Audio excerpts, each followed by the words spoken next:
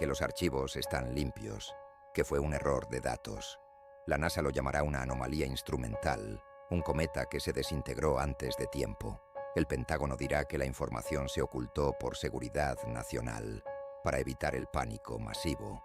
Pero yo vi las imágenes reales del cometa 3I y Atlas, y lo que mostraban no era solo imposible, era una invitación. Mi nombre es Dra. Sophie Yamagata, y este es el último registro que existirá sobre la verdad. Una verdad que comenzó no con un grito, sino con un sueño silencioso en una celda de cuarentena en lo más profundo de los Alpes suizos. Un sueño que se convirtió en el nuestro. Lo observaba a través del cristal de policarbonato. Un fantasma en una habitación blanca. Tomás Elías, el hombre que había descifrado el primer mensaje, ahora era poco más que una cáscara. Estaba sentado en el borde de su cama, con la mirada perdida en una pared que solo él parecía ver. Habíamos estado en sesión durante 1 hora, y su silencio era más denso que cualquier barrera física.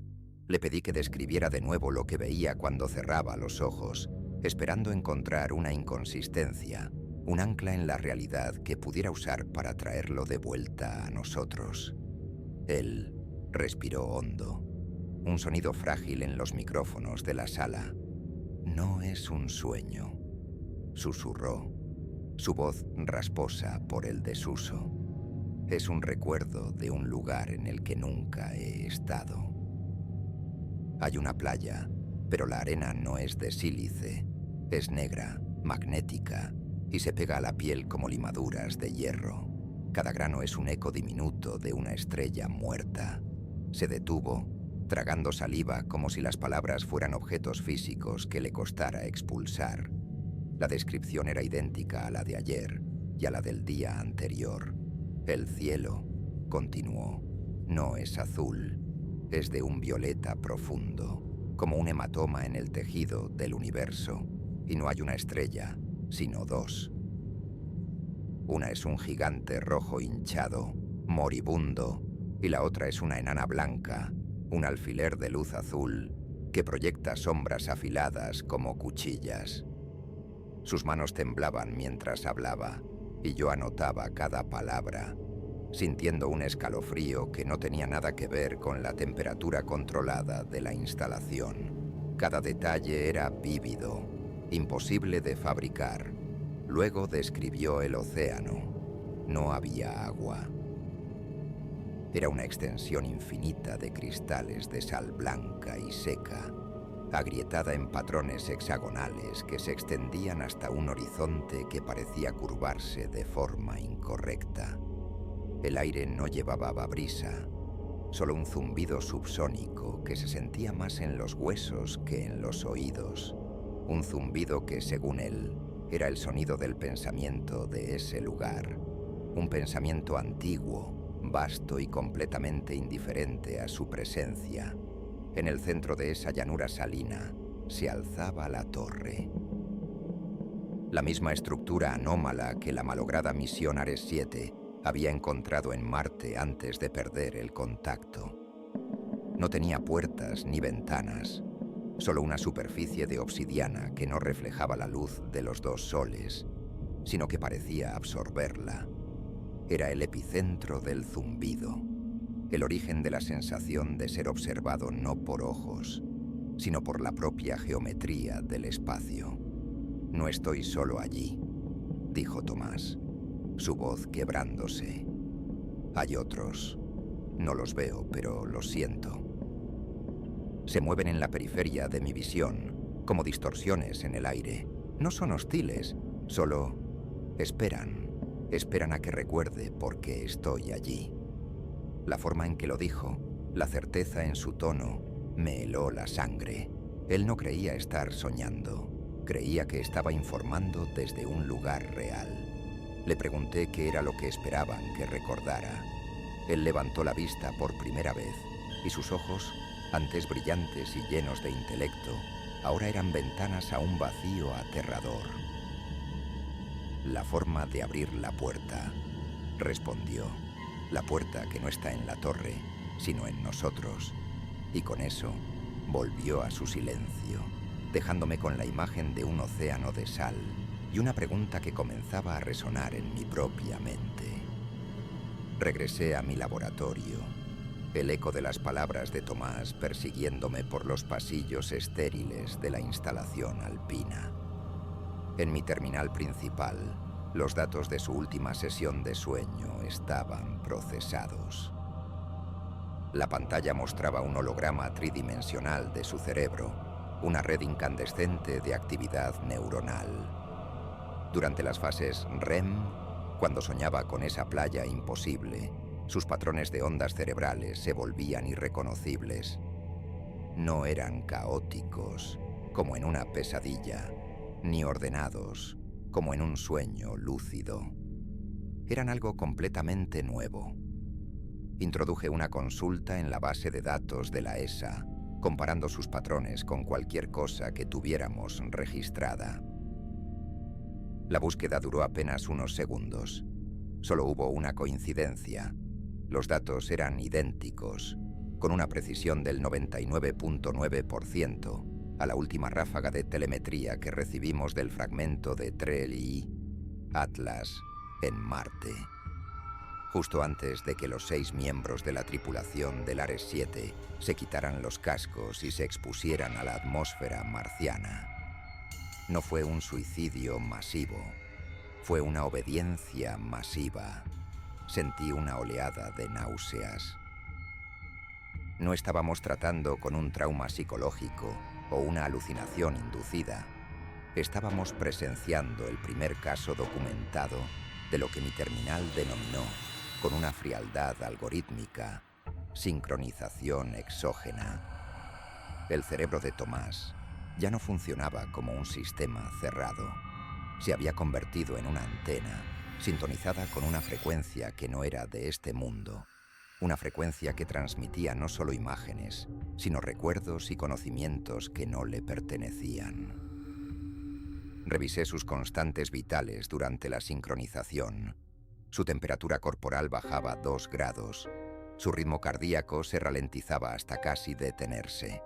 Era como si una parte de su biología fundamental se apagara para permitir que la señal pasara sin interferencias. Era el huésped perfecto, el paciente cero de una plaga que no atacaba las células, sino la conciencia misma, una plaga que se propagaba a través de sueños. Me alejé de la pantalla, sintiendo que las paredes del laboratorio se cerraban a mi alrededor. El protocolo estándar para una amenaza biológica era la cuarentena y la erradicación.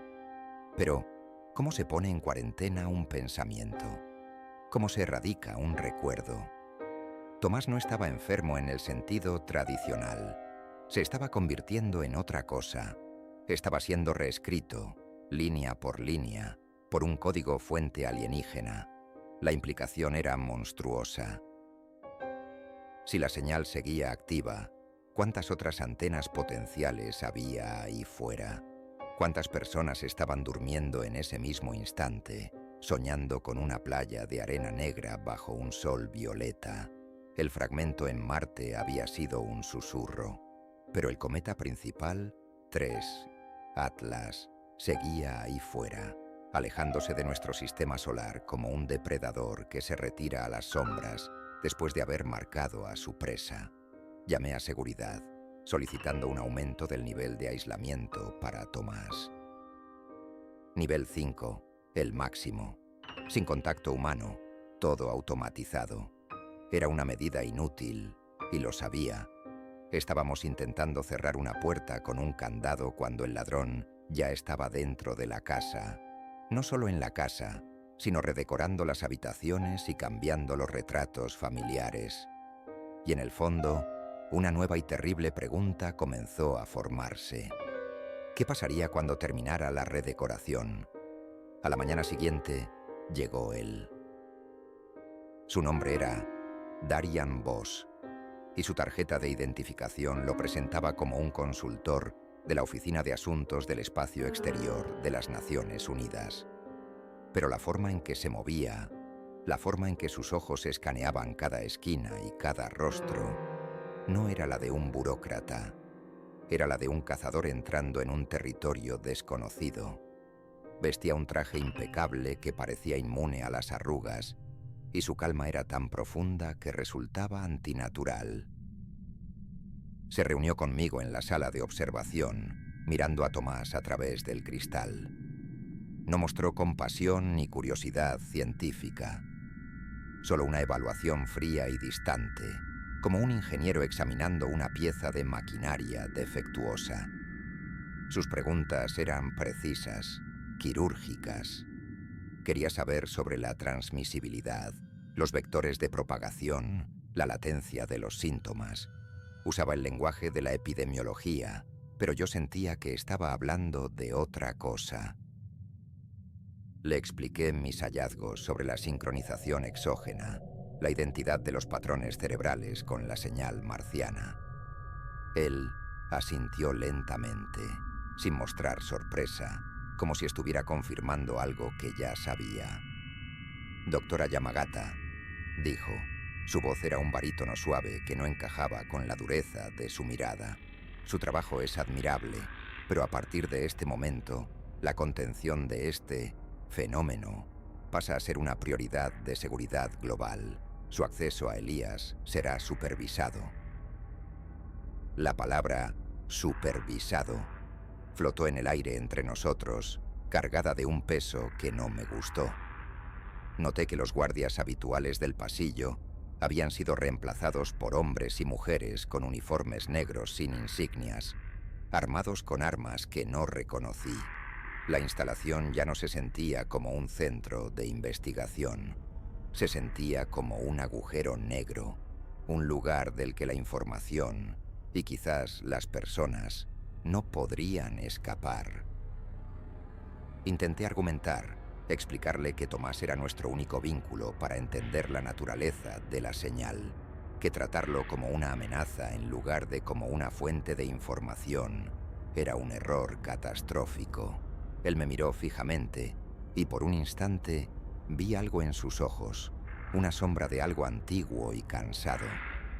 «Doctora», dijo en voz baja, «hay dos formas de lidiar con un incendio forestal. Se puede estudiar el comportamiento de la primera llama, o se puede cavar un cortafuegos y sacrificar el bosque para salvar al resto del mundo. Mi trabajo es cavar cortafuegos».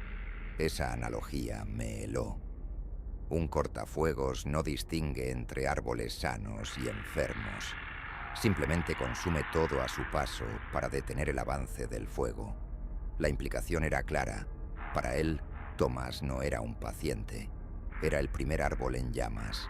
Y yo, por mi proximidad, corría el riesgo de convertirme en el segundo. Sentí una punzada de miedo. No por la amenaza alienígena, sino por el hombre que estaba de pie a mi lado. Darian se marchó, dejándome con una sensación de impotencia absoluta. Me di cuenta de que había sido ingenua. Creía que estábamos en una misión de descubrimiento, de primer contacto, pero para la gente como Darian Boss, el primer contacto ya había fracasado. Ahora estábamos en guerra, una guerra silenciosa, librada en los sueños de un solo hombre, pero con el destino de todos en juego. Y Darian no estaba aquí para ganar la guerra. Estaba aquí para asegurarse de que no hubiera supervivientes que contaran la historia de nuestra derrota. La paranoia que Darian había sembrado en mí creció durante los días siguientes. Se convirtió en una sombra que se alargaba en los pasillos, un eco en las conversaciones silenciosas de su equipo. Pero mi miedo personal quedó eclipsado por un informe que llegó a mi terminal, encriptada a las 3 de la madrugada. Era un archivo de la Red de Escucha Global, una red de inteligencia que monitoreaba comunicaciones y patrones de comportamiento anómalos. Lo que contenía hizo que el caso de Tomás pasara de ser un incidente aislado a ser el prólogo de una catástrofe. El informe detallaba cientos, luego miles de casos en todo el mundo. Personas de todas las edades, culturas y condiciones sociales, sin ninguna conexión entre sí, habían comenzado a exhibir el mismo comportamiento. Entraban en estados de trance, a menudo mientras dormían, y comenzaban a dibujar. En las paredes de sus casas, en el vaho de las ventanas, en la tierra de sus jardines. Dibujaban patrones geométricos complejos, intrincados y extrañamente hermosos. Las imágenes adjuntas al informe eran hipnóticas y aterradoras. Un anciano en Kioto pintando con tinta sobre papel de arroz. Una niña en una aldea de Kenia trazando las formas en la arena con un palo. Un corredor de bolsa en Nueva York, garabateando en un bloc de notas durante una reunión. Todos dibujaban fragmentos de lo mismo. Era como si miles de impresoras humanas se hubieran activado simultáneamente, cada una imprimiendo una pequeña sección de una imagen inmensa.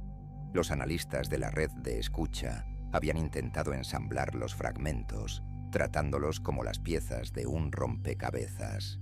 Cuando lo lograron, el resultado fue escalofriante. No era un mensaje en un lenguaje reconocible. Era un mapa estelar de una precisión asombrosa que mostraba miles de sistemas solares. Pero lo más inquietante era el punto hacia el que convergían todas las coordenadas. El destino final de ese mapa cósmico apuntaba a un sector del universo conocido como el vacío de Boötes.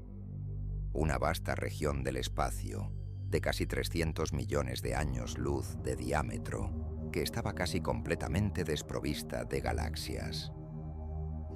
Los astrónomos lo llamaban en broma el lugar más solitario del universo, pero según este mapa, no estaba vacío. Estaba marcado como el origen de la señal, de 3i Atlas, de todo. Me sentí pequeña, una mota de polvo tratando de comprender la inmensidad de una tormenta de arena. Esto ya no era una infección, era una orquestación, una sinfonía silenciosa que se estaba componiendo a escala planetaria, utilizando mentes humanas como instrumentos. No estábamos siendo atacados. Estábamos siendo utilizados. Nos estaban convirtiendo en un faro, una antena colectiva diseñada para transmitir algo a través del vacío. Le llevé el informe a Darian, esperando ver una grieta en su fachada de acero. Él lo leyó sin cambiar de expresión. Cuando terminó, simplemente cerró el archivo. «Esto solo acelera el cronograma», dijo. «El contagio se está propagando más rápido de lo previsto». Su falta de sorpresa era más aterradora que cualquier grito. Él lo sabía. Él, o la gente para la que trabajaba, ya esperaban que esto sucediera. «¿Qué es lo que sabe, Darian?», le exigí, mi voz temblando de rabia y miedo. «¿Qué es el protocolo Lete?». Su nombre había aparecido en una línea de código del informe, clasificado por encima de mi nivel de acceso. Él me sostuvo la mirada y sus ojos eran como el hielo. Lete, en la mitología griega, era el río del olvido. Dijo suavemente. Aquellos que bebían de él olvidaban su vida pasada. A veces, para salvar una memoria, primero hay que borrarla por completo. Rece para que no tengamos que beber de ese río, doctora. Mi siguiente sesión con Tomás fue diferente.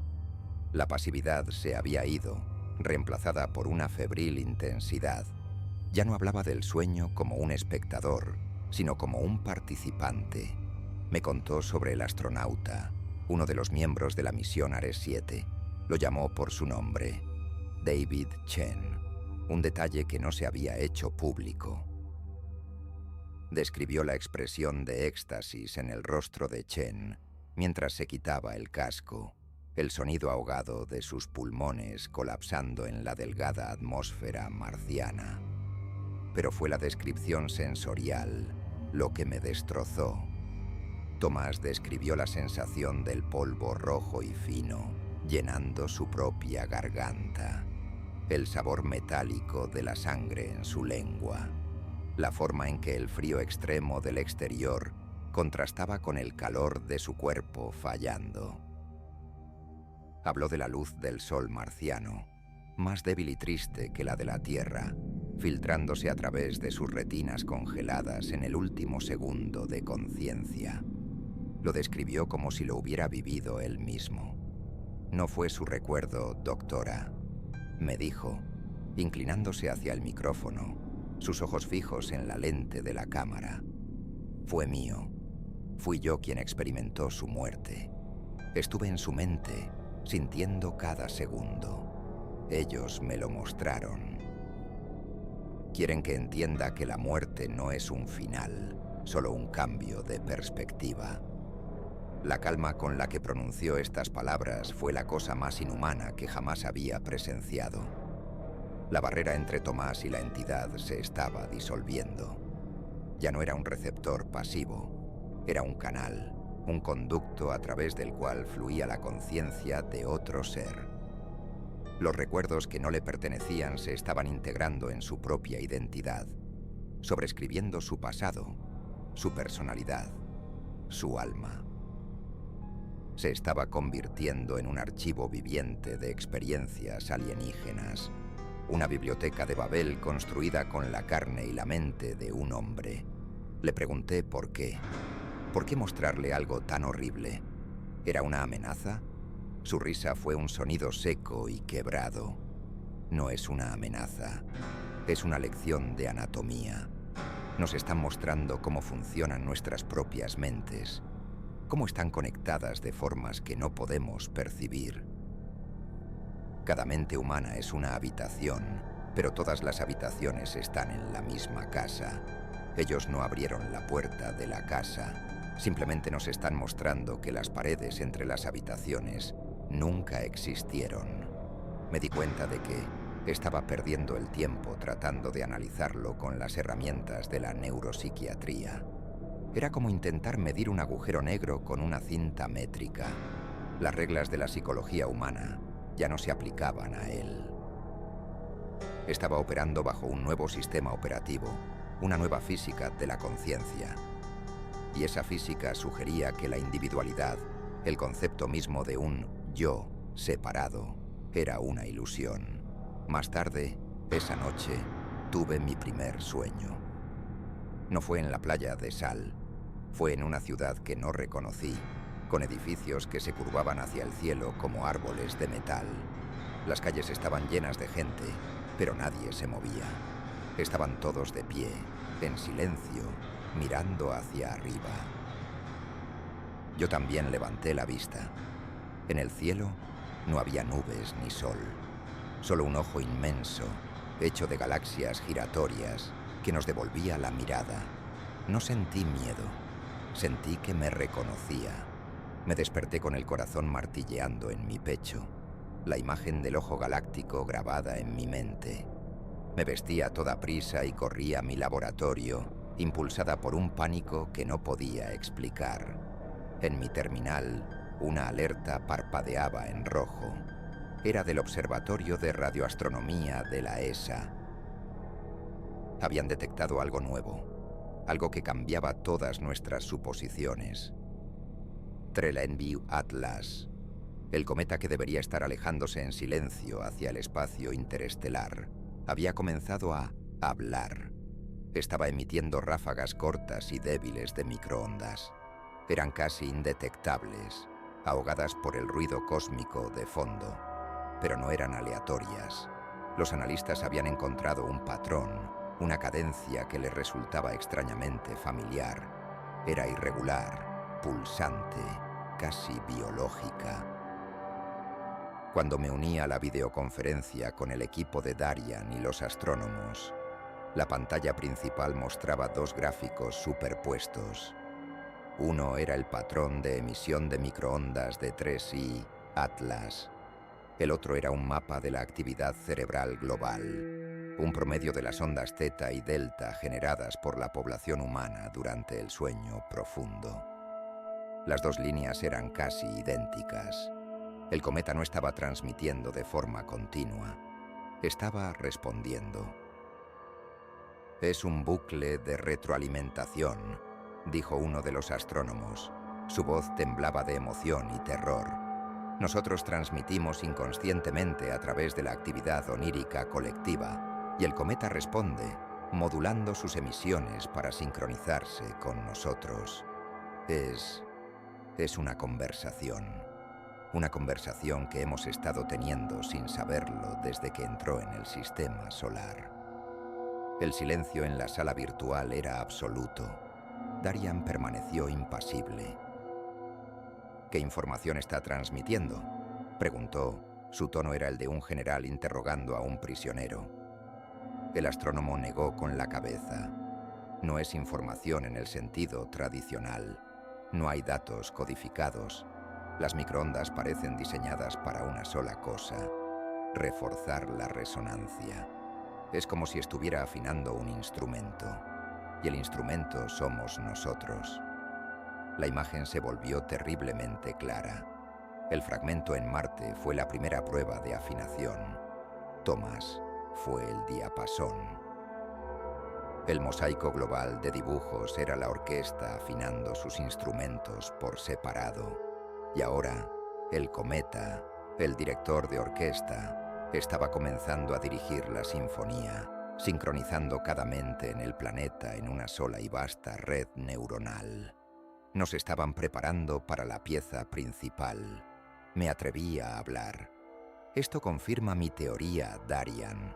No es hostil. Es un protocolo de comunicación. Nos está enseñando su lenguaje, adaptándose a nuestra biología, a nuestra forma de pensar. Mi voz sonaba desesperada, tratando de convencerlo a él, pero quizás más a mí misma. Necesitaba creer que había un propósito más allá de la aniquilación. Darian se giró lentamente hacia su cámara y su rostro llenó mi monitor. «Doctora», dijo, y su voz era más fría que el vacío del espacio. «Un virus también se comunica con una célula. Le enseña su lenguaje, el ARN, y se adapta a su biología para replicarse.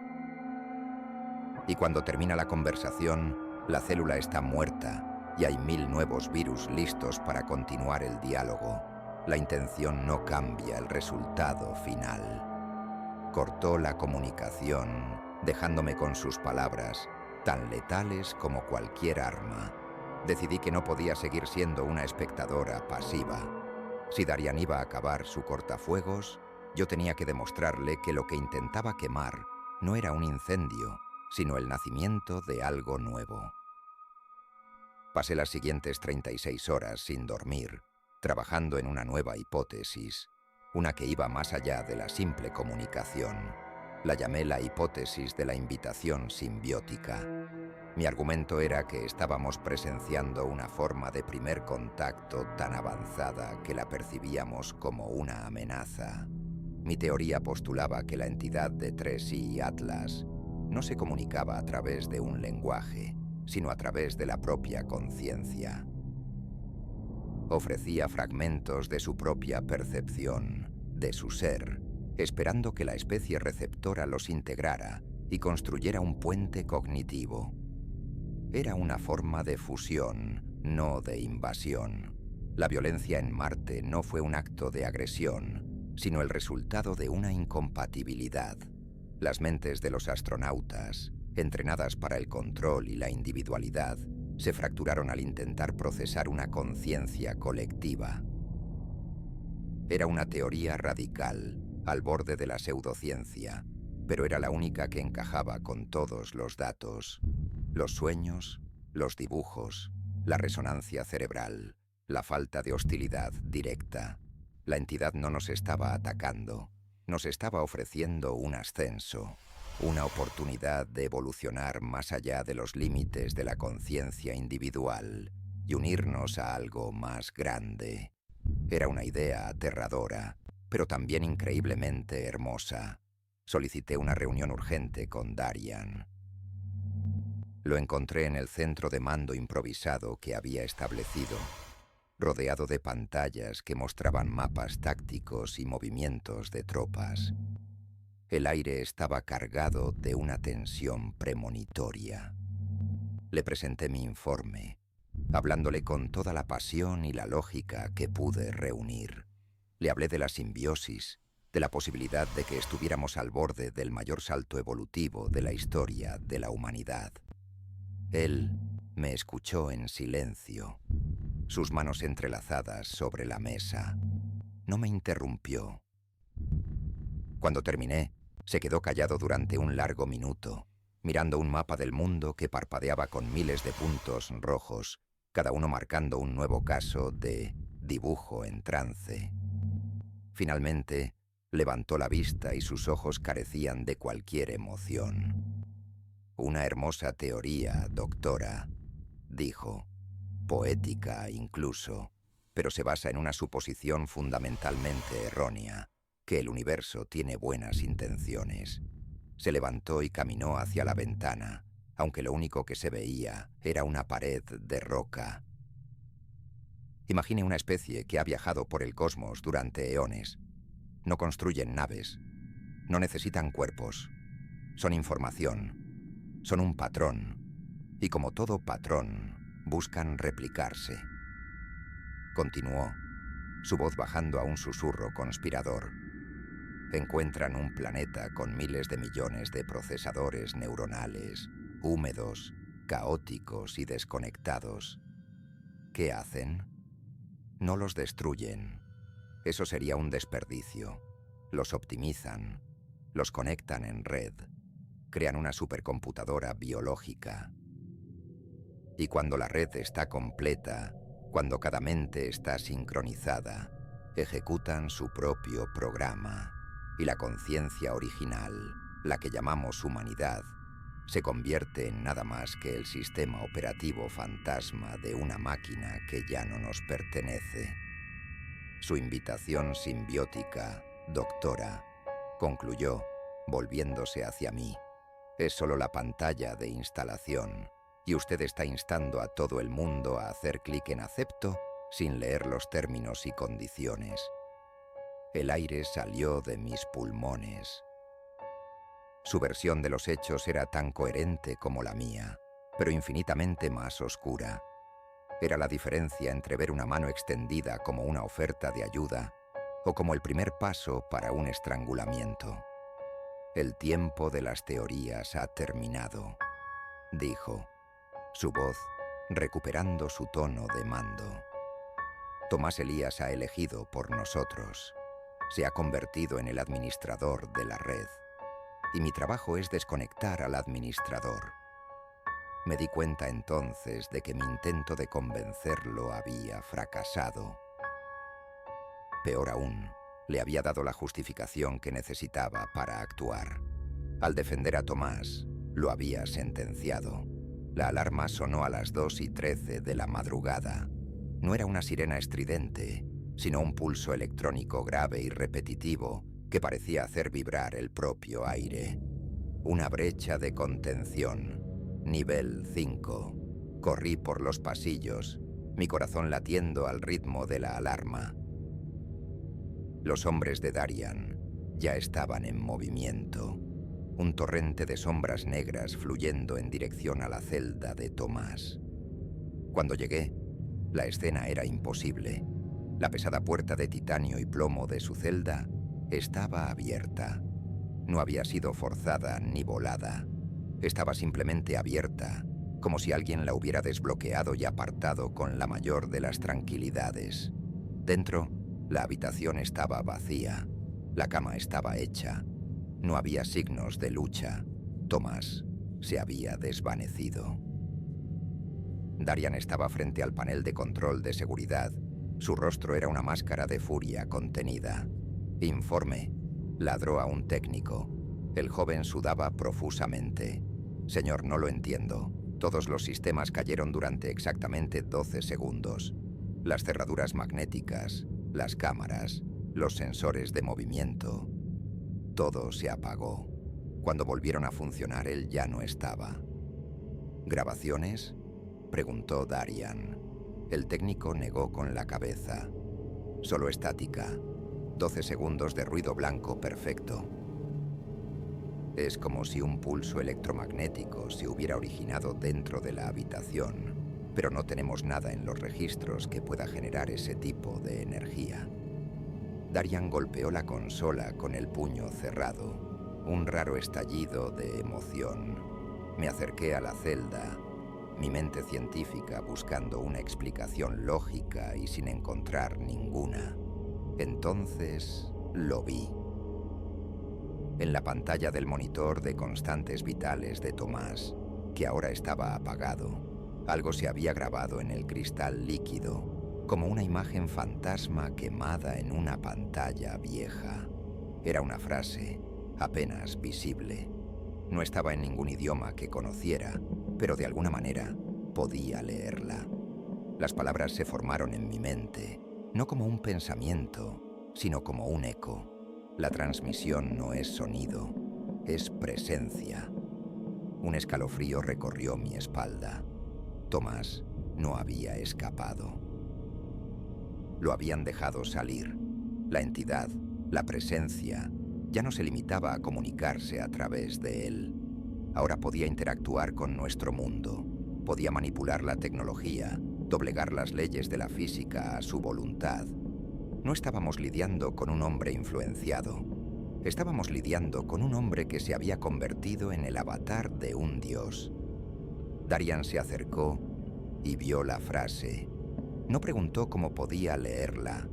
Creo que, en el fondo, él también podía. Su rostro se endureció, convirtiéndose en una máscara de granito. «Cierren la instalación», ordenó. Su voz era un látigo. «Nadie entra, nadie sale. Activen el protocolo Lete, nivel 1. Cácenlo». El caos se desató. Los soldados corrían. Las alarmas cambiaron a un tono más agudo y urgente, y las pesadas compuertas de seguridad comenzaron a descender, sellando secciones enteras de la base. Me di cuenta de que ya no era una científica en un laboratorio. Era una prisionera en una tumba de hormigón y acero. Una tumba que estaba a punto de convertirse en un campo de batalla. Y en algún lugar de esos pasillos laberínticos, Tomás, o lo que quedaba de él, caminaba libremente, llevando consigo una presencia que podía apagar nuestro mundo con un simple pensamiento. El complejo subterráneo se transformó. Las luces blancas y estériles fueron reemplazadas por el resplandor rojo de las luces de emergencia.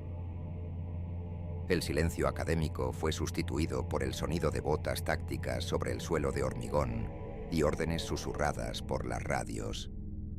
Darian Voss ya no era un consultor, era el comandante de un ejército fantasma. Su calma se había vuelto letal, su eficiencia aterradora. Me confinaron en mi laboratorio, con 2 de sus soldados apostados en la puerta. Me dijeron que era por mi propia seguridad, pero yo sabía que era una prisionera. Desde mi terminal, podía acceder a un mapa táctico de la instalación, una versión limitada que probablemente Darian me había dejado ver a propósito. Veía los iconos de sus equipos moviéndose en formaciones perfectas, barriendo cada pasillo, cada laboratorio, cada conducto de ventilación. Estaban cazando a Tomás, pero no había ningún icono para él. Era invisible a sus sensores. Era un fantasma en su propia máquina.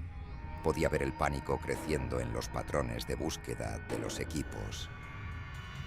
Se movían en círculos, volvían sobre sus pasos, registraban habitaciones que ya habían sido declaradas limpias. Estaban buscando a un hombre, pero Tomás ya no era solo un hombre. Era un nodo en una red que existía en una dimensión diferente, superpuesta a la nuestra. Escuché fragmentos de las comunicaciones de radio. Equipo Bravo, negativo en el sector Gamma. Equipo Delta, el ala médica está asegurada, sin contacto. La frustración en sus voces era palpable. Estaban usando las tácticas del siglo XXI para cazar algo del siglo 50. Estaban usando lanzas contra un espectro. Entonces, la estrategia de Darian cambió. Vi en el mapa cómo sus equipos convergían en un punto, el núcleo del reactor de la instalación. No iban a capturarlo. Iban a destruir el tablero de ajedrez. Si no podían contenerlo, Lo enterrarían bajo miles de toneladas de roca y metal fundido. El protocolo Lete no era solo sobre borrar la memoria, era sobre borrar la existencia misma del evento. Un pánico helado se apoderó de mí, no por mi propia vida, sino por la locura de su plan.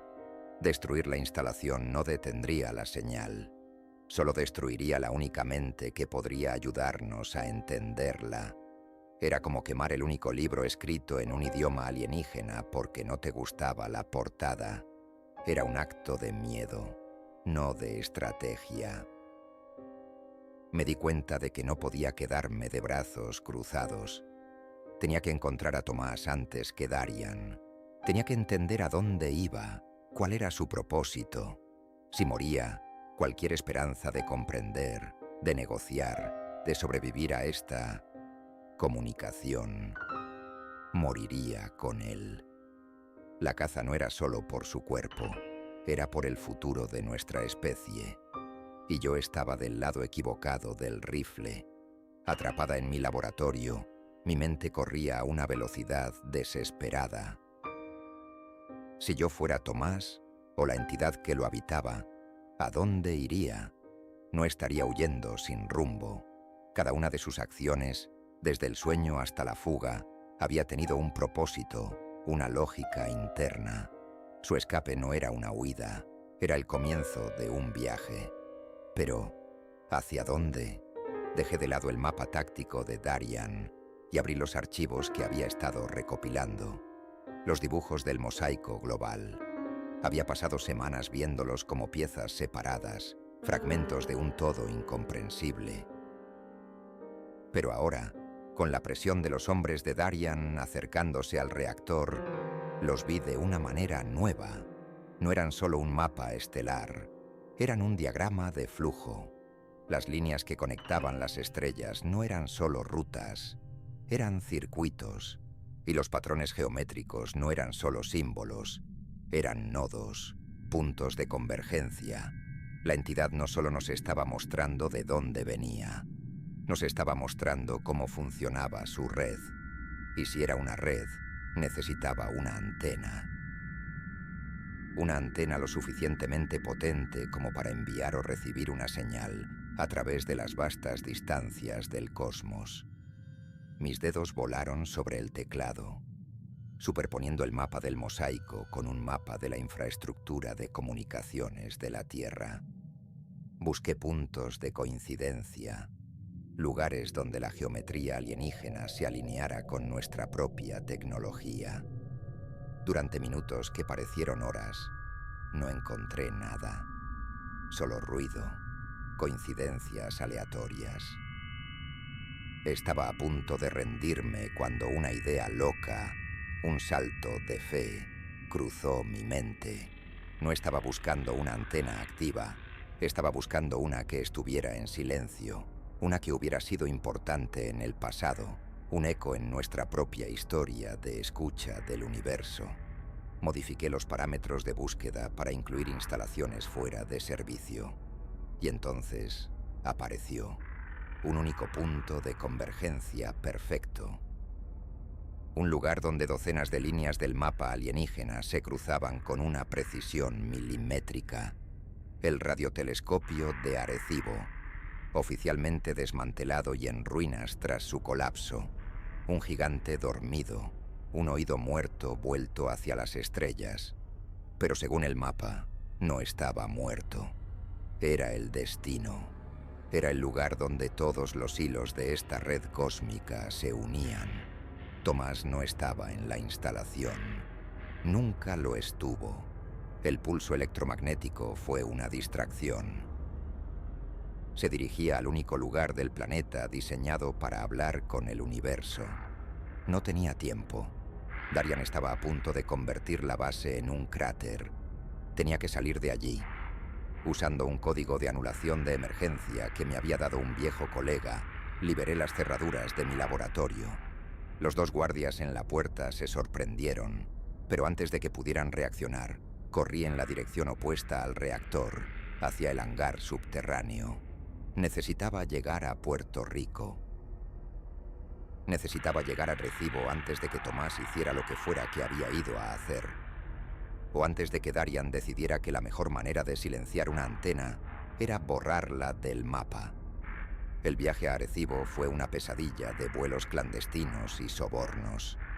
Cuando finalmente llegué, el sol de Puerto Rico se estaba poniendo, tiñendo el cielo de naranja y púrpura. El camino hacia el observatorio estaba bloqueado, abandonado. Tuve que caminar los últimos kilómetros a través de una jungla que ya estaba reclamando lo que era suyo. El aire era denso, húmedo y lleno del canto de los coquíes. Un sonido vibrante y vivo que contrastaba con el silencio muerto que esperaba encontrar. Pero la instalación no estaba silenciosa. A medida que me acercaba, podía sentirlo de nuevo. El mismo zumbido subsónico de los sueños de Tomás. El zumbido del océano de sal. Vibraba en el suelo, en el aire, en mis dientes. El lugar no estaba abandonado. Estaba despierto. Las luces de advertencia en las torres de soporte parpadeaban con un ritmo constante y un suave resplandor azul emanaba del plato del radiotelescopio, como si la gigantesca estructura estuviera conteniendo la respiración. Entré en la sala de control, esperando encontrar polvo y decadencia. En cambio, todo estaba impecable. Las consolas estaban encendidas. Las pantallas mostraban flujos de datos que se movían con una velocidad imposible. No había nadie, pero el lugar bullía de actividad. La energía que alimentaba todo esto no venía de la red eléctrica local, venía de la propia antena. Estaba extrayendo energía del espacio, del vacío, de la señal misma. Y en el centro de la habitación, de espaldas a mí, estaba Tomás. No parecía un fugitivo, parecía un sacerdote en su templo.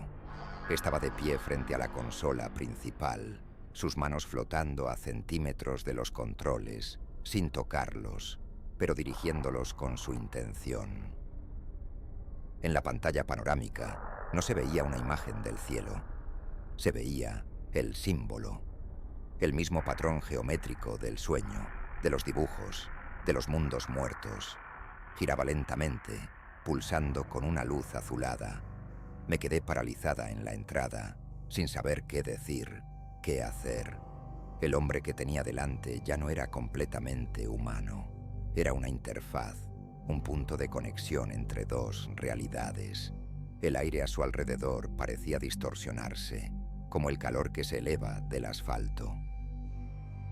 Sentí una sensación abrumadora de pequeñez, la misma que un habitante de una tribu aislada podría sentir al ver por primera vez un avión surcando el cielo. Llamé su nombre. Mi voz sonó débil, insignificante en la inmensidad de esa sala. Él no se movió al principio. Luego, lentamente, comenzó a girar. No se giró como una persona. Su cuerpo permaneció inmóvil mientras su cabeza rotaba con una suavidad antinatural. Y cuando su rostro finalmente me miró, contuve un grito. Su rostro era el de Tomás Elías, sus ojos, su nariz, su boca, pero al mismo tiempo no lo era. Era como mirar un retrato a través de un velo de agua en movimiento. Su imagen parecía parpadear y por fracciones de segundo se superponía con otra cosa, una cara que no estaba hecha de carne, sino de luz y geometría. Vi constelaciones naciendo y muriendo en el lugar donde deberían estar sus pupilas. Vi la curvatura del espacio-tiempo en las líneas de su mandíbula. Era una paradoja viviente, un hombre y un universo contenidos en el mismo espacio. Sophie, dijo, y su voz era una armonía.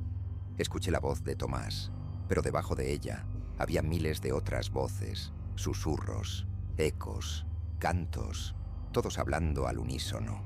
La cacofonía debería haber sido ensordecedora, pero en cambio era perfectamente coherente.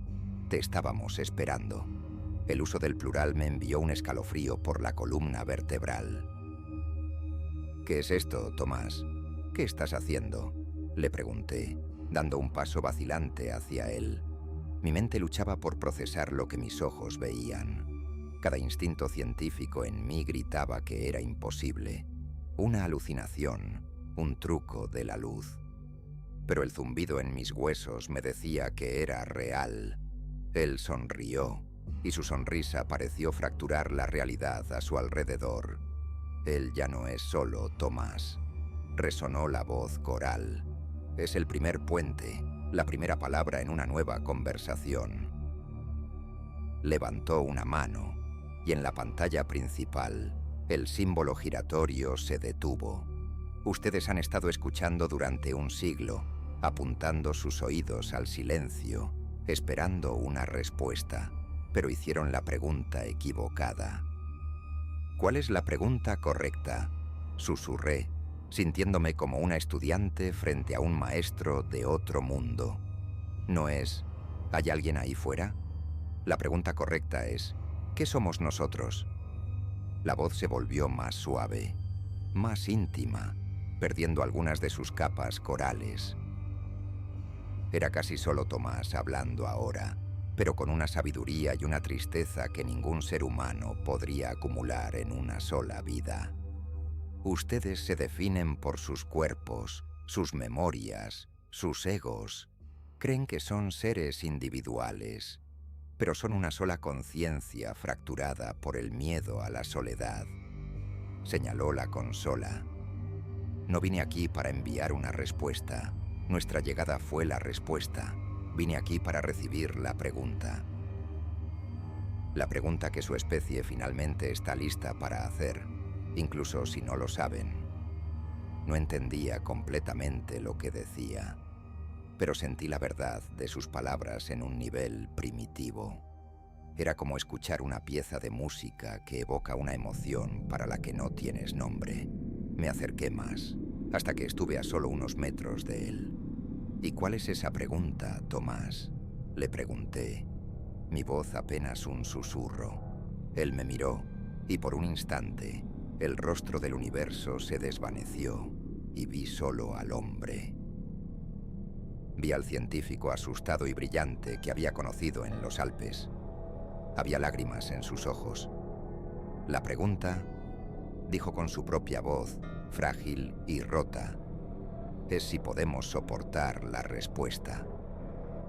Justo en ese momento, las puertas de la sala de control se abrieron de golpe y Darian Voss entró, flanqueado por sus soldados, con un rifle apuntando directamente al corazón de Tomás. «Atrás, doctora», gritó Darian. Su voz era un trueno que rompía la extraña paz de la sala. Sus hombres se desplegaron, asegurando el perímetro con una eficiencia brutal. El cañón de su rifle no vaciló. Estaba fijo en el pecho de Tomás, su dedo en el gatillo. Por primera vez desde que lo conocí, vi emoción en su rostro, una mezcla de determinación y algo que parecía un miedo profundo. Me interpuse entre ellos, levantando las manos. «No, Darian, no entiendes lo que está pasando. No puedes dispararle». Mi voz sonaba estridente, desesperada. Estaba protegiendo no solo a un hombre, sino la única oportunidad que teníamos de comprender. Si Tomás moría, la conexión se rompería y solo nos quedaría el eco de una pregunta que nunca podríamos responder. «Entiendo perfectamente, Sophie», dijo, llamándome por mi nombre de pila por primera vez. El sonido fue una bofetada. Entiendo que he rastreado al paciente cero hasta el nido, y entiendo que la única cura para esta plaga es la erradicación. Su lógica era implacable, la lógica de un cirujano que debe amputar una extremidad para salvar el cuerpo. Pero estaba equivocado. No estábamos tratando con una enfermedad. Estábamos tratando con una metamorfosis. Tomás no se movió, no mostró miedo. Solo me miró, y luego a Darian, con una infinita tristeza. «No puedes matar una idea con una bala, Darian», dijo la voz coral, resonando en la sala. «Solo puedes demostrar que le tienes miedo». Esa frase pareció golpear a Darian con la fuerza de un golpe físico. Su mandíbula se tensó. «Silencio», rugió. «No te dirijas a mí». Fue entonces cuando sucedió algo que hizo que el mundo se detuviera. Mientras Darian mantenía su mira, me giré ligeramente y vi mi propio reflejo en una de las pantallas oscuras de la consola. Y grité. Mi rostro, al igual que el de Tomás, parpadeó. Por una fracción de segundo, vi la misma superposición de luz y estrellas, la misma geometría imposible. La conexión no se limitaba a él, me había alcanzado. Darian debió verlo también. Lo vi a través del visor de su rifle. Sus ojos se abrieron de par en par y su dedo se crispó en el gatillo. Su certeza se hizo añicos en un instante. Había venido a matar a un monstruo, a un vector de contagio, pero ahora veía que la infección no era algo que Tomás tuviera. Era algo que Tomás era, y era algo que yo, la científica racional, la voz de la razón, me estaba convirtiendo también. Su dilema era ahora una pesadilla. Si me mataba a mí también, ¿dónde se detenía? ¿Mataría a todos los que alguna vez habían soñado con el ojo galáctico? ¿Esterilizaría ciudades enteras para detener la propagación de un pensamiento? La lógica de su cortafuegos se desmoronaba. El fuego ya no estaba en el bosque, estaba en el aire que todos respirábamos. Por primera vez, Darian Voss, el hombre de las certezas absolutas, dudó. Y en esa duda, en ese segundo de vacilación, todo cambió. En el instante en que la duda paralizó a Darian, la sala de control se sumió en un silencio que era más que la ausencia de sonido. Fue una supresión activa de toda vibración. El zumbido cesó. El zumbido de los servidores se detuvo. Incluso el sonido de mi propia respiración y el latido de mi corazón desaparecieron de mi percepción. El tiempo pareció congelarse. Las partículas de polvo suspendidas en los haces de luz, de las linternas de los soldados. Luego, la oscuridad. No fue como si se apagaran las luces. Fue como si el propio concepto de luz hubiera sido revocado. Estábamos flotando en un vacío absoluto, sin arriba ni abajo, sin sonido, sin tacto. No sentía mi cuerpo. Era pura conciencia suspendida en la nada. El pánico debería haberme consumido, pero en su lugar sentí una extraña calma, como si hubiera vuelto a casa después de un largo y agotador viaje. Y entonces lo vimos, no con nuestros ojos, sino con nuestras mentes, todos nosotros. Yo, Tomás, Darian, sus soldados, y no solo nosotros. En ese momento supe con una certeza absoluta que cada ser humano en el planeta estaba viendo exactamente lo mismo. Estábamos compartiendo un único y último sueño. Flotábamos en un universo oscuro, un lienzo de terciopelo negro sin estrellas. Y uno por uno comenzaron a aparecer planetas, millones de ellos, mundos de todos los tamaños y colores. Algunos eran gigantes gaseosos arremolinados con tormentas de 1000 años. Otros eran mundos oceánicos de un azul profundo. Otros eran desiertos de cristal rojo. Cada uno era un testimonio de la infinita posibilidad de la vida. Pero todos compartían una cosa en común. Estaban muertos. En sus superficies vimos las ruinas de civilizaciones de una complejidad que desafiaba la imaginación. Ciudades que se extendían por continentes enteros. Agujas de metal que arañaban la órbita. Esferas de Dyson que alguna vez habían enjaulado estrellas.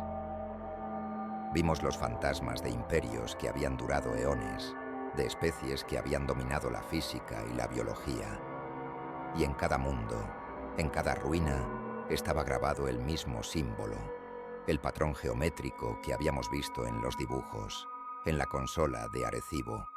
No era un emblema de conquista, era una lápida, una marca dejada en cada civilización que había sido visitada. Cada una había recibido la misma invitación. Cada una había fallado la prueba. El sueño duró 27 segundos. 27 segundos en los que la humanidad se enfrentó a un cementerio cósmico y se dio cuenta de que no éramos los primeros en recibir la llamada. Éramos solo los últimos de una larga, larga lista de candidatos. La visión no era una amenaza de lo que nos harían. Era una advertencia de lo que nos haríamos a nosotros mismos al enfrentarnos a una verdad para la que no estábamos preparados. La luz y el sonido regresaron con la violencia de un nacimiento. Caí de rodillas, jadeando. El sonido de mi propio corazón era un tambor de guerra en mis oídos. Los soldados de Darian estaban desorientados, algunos vomitando, otros simplemente mirando al vacío, sus rostros marcados por el terror de la revelación que acababan de presenciar. Darian seguía de pie, pero su rifle colgaba inútilmente a su costado. Su certeza se había convertido en cenizas. Tomás era el único que permanecía sereno. Se había girado hacia el plato del radiotelescopio, como si estuviera escuchando una respuesta a la visión que todos habíamos compartido. Sus ojos, ahora completamente transformados en pozos de estrellas, me miraron. La voz coral había desaparecido. Ahora era solo su voz, pero resonaba con el peso de 1000 millones de años de soledad cósmica. Ellos no quieren destruir, dijo. Su voz era un susurro que llenaba la sala. Quieren observar, quieren entender. En cada ciclo, buscan una especie que no se fracture ante lo imposible, una especie que al mirar al abismo no responda con miedo o con agresión, sino con aceptación. Buscan a alguien que finalmente haga la pregunta correcta. ¿Y cuál es?, preguntó Darian. Su voz era apenas audible. Tomás sonrió, una sonrisa genuina y triste. La pregunta no es ¿cómo los vencemos? La pregunta es ¿cómo nos unimos a ustedes? En ese momento, un haz de luz azul pálido, el mismo color del resplandor de la antena, descendió del techo de la sala de control. No tenía una fuente visible, simplemente estaba allí. Envolvió a Tomás en un cilindro de energía silenciosa. No luchó, no gritó. Simplemente cerró los ojos y se entregó a él, como un viajero cansado que finalmente llega a su destino. Su cuerpo comenzó a desintegrarse, no de forma violenta, sino con una belleza extraña y aterradora. Se disolvió en miles de millones de partículas de luz, cada una un pequeño punto de estrella. Por un instante, su forma humana se convirtió en una constelación humanoide, un mapa de su propia alma trazado en el cielo. Luego, la constelación se plegó sobre sí misma y con un suave implosión de silencio, desapareció. El rayo de luz se retiró. La sala de control volvió a la normalidad. Las consolas se apagaron. El zumbido cesó. El gigante de Arecibo volvió a dormir. Tomás Elías se había ido. No quedaba nada de él. Ni cenizas, ni ropa, ni rastro. Solo el eco de sus últimas palabras y la imagen de su desintegración, grabada a fuego en nuestras mentes. Había sido el puente, y acababa de cruzar al otro lado. En las semanas que siguieron, el mundo no terminó. No hubo invasiones, ni catástrofes, ni pánico masivo. Simplemente silencio. Un silencio más profundo y aterrador que cualquier grito. Darian y su gente nos retuvieron en Arecibo durante días, interrogándonos, escaneándonos, buscando cualquier rastro de la infección. No encontraron nada. Éramos, para todos los efectos, normales. Simplemente recordábamos, pero el mundo exterior comenzó a olvidar. Primero, Tresim Atlas desapareció de todos los registros astronómicos. Un día estaba allí, un objeto clasificado y monitoreado por todas las agencias espaciales. Al día siguiente, no había existido nunca. Las búsquedas en las bases de datos daban error. Los archivos físicos fueron reemplazados por informes sobre erupciones solares o fallos de equipo. Luego vino el borrado de la misión Ares 7. Oficialmente, la misión nunca encontró nada en Marte. El colapso de la tripulación fue atribuido a una fuga de radiación no detectada. Las grabaciones de sus últimos momentos fueron clasificadas o destruidas. Los miles de casos de dibujo en trance fueron explicados como un extraño caso de histeria colectiva, desencadenado por una noticia viral. Se fabricaron explicaciones, se reescribieron historias. El protocolo Lete no era una bomba, era un virus informático, una campaña de desinformación de una escala y una sutileza que desafiaban la imaginación. Estaban bebiendo del río del olvido y estaban obligando al mundo entero a beber con ellos. Darian y la organización para la que trabajaba no estaban ocultando la verdad para evitar el pánico. Estaban ocultándola para mantener el control. La humanidad no podía saber que existía una autoridad superior a la suya. Me liberaron, junto con los demás, con una advertencia severa. Nos hicieron firmar acuerdos de confidencialidad que nos amenazaban con la prisión, o algo peor si alguna vez hablábamos. Pero sabían que las amenazas eran inútiles.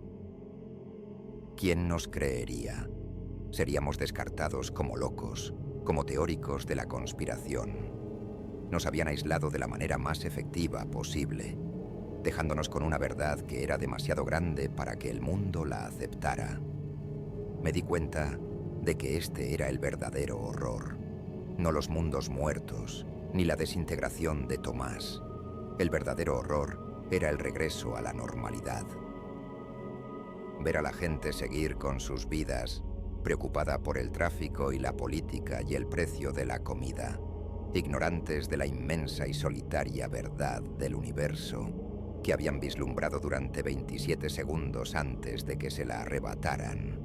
Estábamos solos, no porque no hubiera nadie ahí fuera, sino porque habíamos elegido no mirar, o más bien, alguien había elegido por nosotros.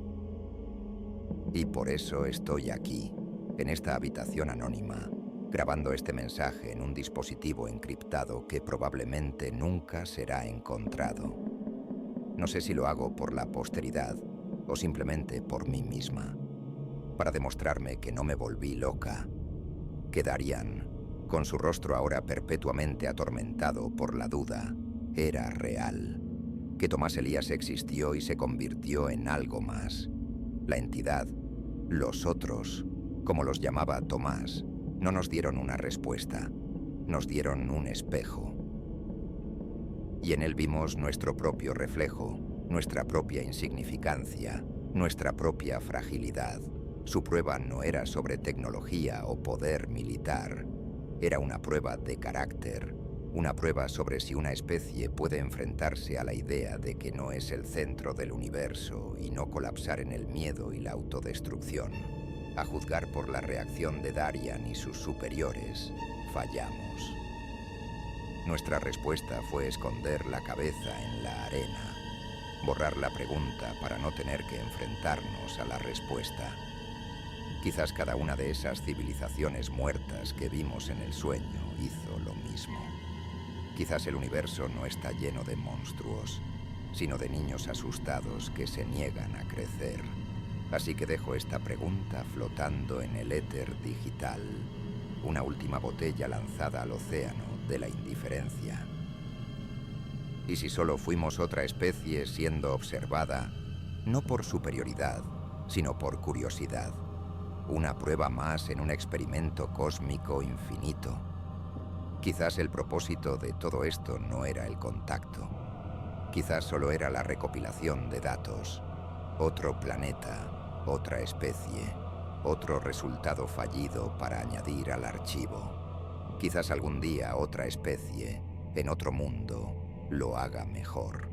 Quizás ellos harán la pregunta correcta y quizás, solo quizás, estarán listos para la respuesta. Hasta entonces, Solo nos queda el silencio del cosmos, y el silencio aún más profundo de nuestra propia y deliberada ignorancia.